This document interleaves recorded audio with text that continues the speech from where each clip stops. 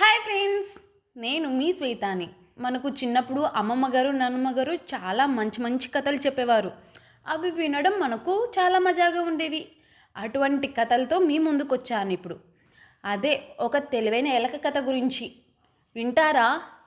అయితే స్కిప్ చేయకోకుండా చూడండి. ఒక చోట ఒక పెద్ద అడవి. అందులో చాలా రకాల జంతువులు. వాటికి రాజుగా సింహం ఉండేది. అది చాలా ధైర్యము బలం కలిగి ఉండేది.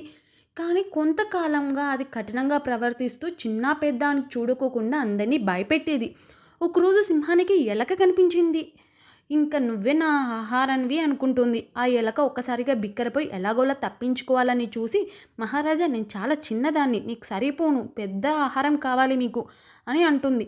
అయితే అది ఎక్కడుంది చెప్పు అంటే, ఒక పెద్ద గుహలో మేకల గుంప ఉంది, అది మీకు చూపిస్తాను రండి అని పిలుచుకెళ్తుంది. అయితే నన్ను వదిలేయాలి అని చెప్తుంది. సరే అయితే నేను వదిలేస్తాను, ముందు ఆహారాన్ని చూపించు అని అంటుంది. ఆ గుహ దగ్గరికి వెళ్ళిపోయిన తర్వాత అక్కడ మేకలు ఉండవు. ఒక్కసారిగా వెనక్కి వెళ్ళి తిరిగి చూస్తే మేకల మంద ఉండదు. వెనక్కి తిరిగి చూస్తే ఎలక ఉండదు. ఇంకా సింహం నేను మోసపోయాను అని బాధపడుతూ ఇంకా ఎలకను ఎతకడం మానేస్తుంది. ఆ రోజు నుంచి ఎలక తన తెలివితేటలతో తన ప్రాణాలను తనే రక్షించుకుంది. ఈ కథను చూసి మనం ఏం నేర్చుకోవాలి ఫ్రెండ్స్? మనకి ఎంతటి సమస్య అయినా సరే తెలివితేటలతో మన సమస్యను తీర్చుకోవచ్చు అని. పిల్లలు మీరు కూడా తెలివిని ఉపయోగించి మంచి మంచి పనులు చెయ్యండి.